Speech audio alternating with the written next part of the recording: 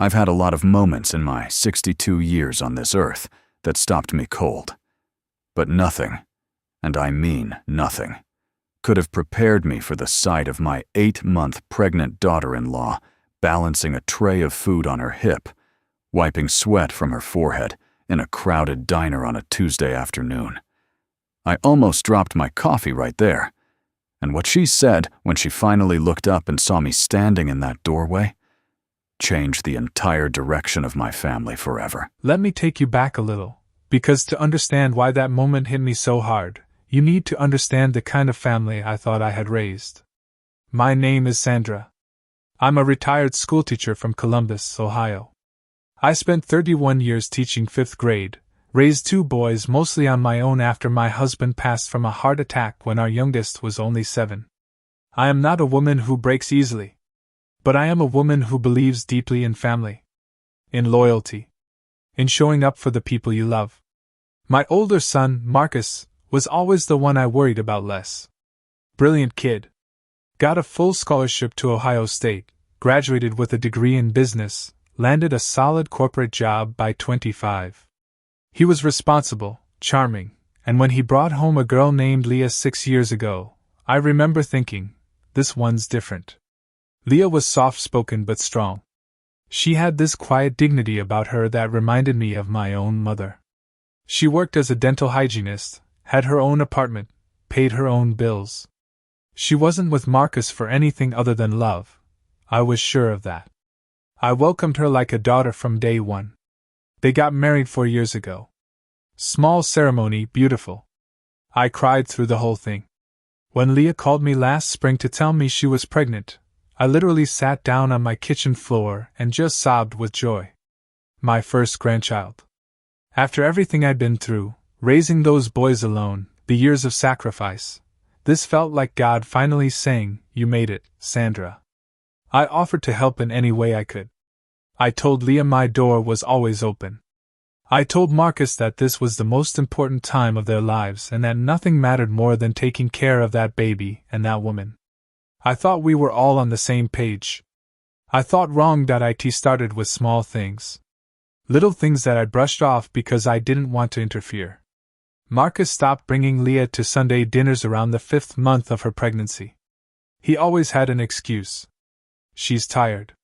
She's not feeling well. She needs rest. That made sense at first. Pregnancy is exhausting, I knew that. But then I started calling Leah directly, just to check in, and I noticed something in her voice. A tightness. Like she was choosing every word very carefully. "I'm fine, Sandra. Everything's fine."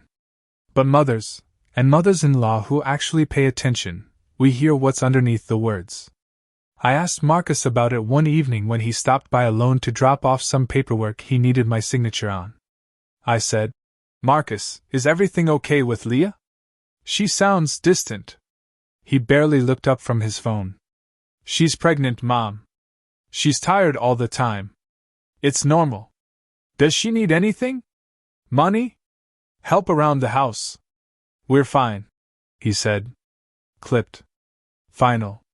Subject closed. But here's the thing about raising a boy, you know when he's lying. I knew that tone. That was the same tone he used at 15 when he wrecked my car and told me he'd been at the library. I let it go. I told myself to respect their privacy. They were adults. This was their marriage. Then, about 3 weeks later, my neighbor Carol, sweet woman, big mouth, mentioned she'd seen Leah's car parked outside an apartment complex on the east side of town. Not their neighborhood. Not anywhere near their house. "Probably just visiting a friend," Carol said. But something in my stomach twisted. And then came the afternoon that broke everything open. I had a doctor's appointment that Tuesday. Routine stuff. My blood pressure medication needed adjusting. The clinic was on the other side of town, in a neighborhood I didn't usually drive through, near this little strip of shops and restaurants. I was going to grab lunch before heading home. My friend Ruth had mentioned this diner a few weeks back, said they had the best chicken and dumplings she'd ever tasted. So I pulled in, parked my car, and walked inside. The place was busy. Warm, loud, smelled incredible. A hostess sat me at a booth near the window, and I picked up the menu, just settling in. And then I looked up. I saw a woman moving between tables with a tray. She was unmistakably, hugely pregnant, belly leading the way, hand pressed against the small of her back the way pregnant women do when their spine is screaming at them. Her feet were swollen in her sneakers. Her hair was pulled back in a loose bun. She was wearing the diner's uniform, a pale blue shirt, black apron, and she was smiling at the table she was serving. Warm. Professional. But underneath that smile, I could see exhaustion carved into every line of her face. It took me about 4 full seconds to realize I was looking at Leah. My daughter-in-law. 8 months pregnant. Waiting tables. I couldn't move. I genuinely could not move. My brain refused to process what my eyes were seeing. This woman, carrying my grandchild, was on her feet, carrying food trays in a busy diner, when by every right she should have been home with her feet up, being taken care of. She turned and our eyes met across the room. The look on her face broke my heart in two. It wasn't embarrassment, exactly. It was something worse. It was resignation. Like she'd already rehearsed this moment in her head and accepted it. She handed the tray off to another server and walked over to me. Slowly. Carefully. "Sandra," she said quietly. "I wasn't expecting to see you here." I grabbed her hand. "Leah. Honey. What is going on? Why are you working? Does Marcus know you're here?" She looked at me for a long moment. And then she sat down across from me in that booth, and she told me everything. Marcus had lost his job 4 months ago. Not laid off. Fired. For misconduct, specifically, for falsifying sales reports and getting caught. He hadn't told me. He hadn't told anyone in the family. He'd been leaving the house every morning, dressed in his work clothes, pretending to go to an office that no longer employed him. While Leah was in her second trimester, he had burned through most of their savings, not on job searching, but on what she later discovered was a sports betting addiction that had quietly swallowed their finances over the past 2 years. Their joint account was nearly empty. Their rent was 2 months behind. And Marcus, my son, the one I'd sacrificed everything to raise right, had told Leah that she needed to figure something out, because he was working on getting back on his feet. She had begged him to tell me, to ask for help. She said she would get on her knees and ask herself if it came to that. But Marcus had forbidden it. Said he didn't want his mother to know he'd failed. Said it was a matter of pride. His pride. While his 8-month pregnant wife worked doubles at a diner. "I didn't want to worry you," Leah whispered. Her eyes were dry. She was past the crying stage, she was in survival mode. "And I didn't want to go behind Marcus's back. But Sandra, I don't know how much longer I can do this. My back is killing me. The doctor told me I need to stop, but if I stop, we don't make rent." I sat there in that diner booth, holding this young woman's hand, and I felt something shift inside me. Not sadness. Not even anger. Something colder and cleaner than both. Clarity. I drove home in a fog that afternoon. I kept replaying everything Leah had told me. I kept seeing her face, that exhausted, resigned expression. I kept thinking about the baby. My grandchild. Growing inside a woman who was working herself to the bone because her husband was too proud and too reckless to do what needed to be done. I thought about all the times Marcus had brushed off my questions. The clipped answers. The dismissals.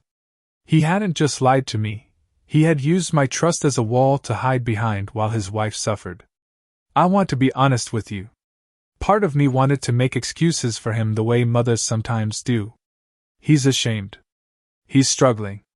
He just needs time. I know that voice. I've listened to it before, and it has never served me well. But I also thought about Leah. About what it meant that she had kept this secret not to protect herself, but to protect him. Even while she was drowning. That kind of loyalty, directed at someone who isn't returning it, isn't love anymore. It's self-destruction. I cried that night. Alone in my kitchen, I cried hard. For Leah. For the baby. For the version of my son I thought I'd raised. And then I dried my eyes, picked up the phone, and called my younger son, David. David was furious. Not in a loud, explosive way. David's the quiet kind of furious, which is honestly scarier. He listened to everything I told him without interrupting, and when I finished, he just said, "Mom, we're handling this. Tonight." We drove together to Marcus and Leah's apartment that evening. Marcus opened the door, and the look on his face when he saw both of us standing there, he knew. He knew immediately. I let David talk first because I didn't trust my own voice. David laid it out calmly, factually, without drama. He told Marcus what I'd seen. What Leah had shared. He told him that Leah had not betrayed him, that I had seen her with my own eyes and asked her directly, and that she had simply told the truth when cornered. Marcus's first reaction was anger. He raised his voice. Said Leah had no right. Said this was between him and his wife. And that's when I stepped forward. I said, "Marcus, stop talking. And listen to me." Something in my tone, maybe he remembered it from childhood, the particular quiet of a mother who has run out of patience, made him go still. I told him that I loved him. That I would always love him. But that what he had done, what he was doing, was not the behavior of a man. It was the behavior of a coward. That his wife, carrying his child, was on her feet for 8 hours a day in pain because his pride mattered more to him than her well-being. That he had taken my trust and used it as a shield. I told him that it stopped. Right now. Tonight. Leah was sitting on the couch behind him, completely still, watching. And when I looked at her, I saw something new in her face. Something I hadn't seen since that diner. Relief. We sat there, all four of us, for 2 hours. David, who had built a successful contracting business, offered Marcus a job, real work, manual work, nothing glamorous, but honest pay. I told Marcus and Leah they could move into my spare room until they got back on their feet, and that I would not hear a single argument about it. Marcus didn't say much that night. But before we left, he sat down next to Leah and took her hand, and I watched him, my son, finally look her in the eyes and say, "I'm sorry. I'm so sorry. It wasn't everything. But it was a start. Here's the part of this story that I think about most. About a week after they moved in with me, Marcus got a phone call from his former company. Turned out the falsified reports he'd been blamed for weren't entirely his doing. A full internal audit had uncovered that his direct supervisor, a man named Greg, who Marcus had trusted and considered a mentor, had been systematically pressuring junior employees to manipulate numbers and then positioning them to take the fall when things unraveled. 3 people had been fired in this scheme. Marcus was one of them. The company, facing a potential lawsuit, reached out to offer settlements and letters of clearance. It wasn't a full exoneration. Marcus had still made choices he shouldn't have, but it cracked open the door. With that letter of clearance, he was able to start applying again without the cloud of misconduct following him. Greg, meanwhile, was terminated, stripped of his pension, and last I heard, is facing a civil suit from one of the other employees he'd thrown under the bus. I'm not a vengeful person. I don't celebrate when people fall. But I'd be lying if I said I didn't feel something when Marcus told me that news.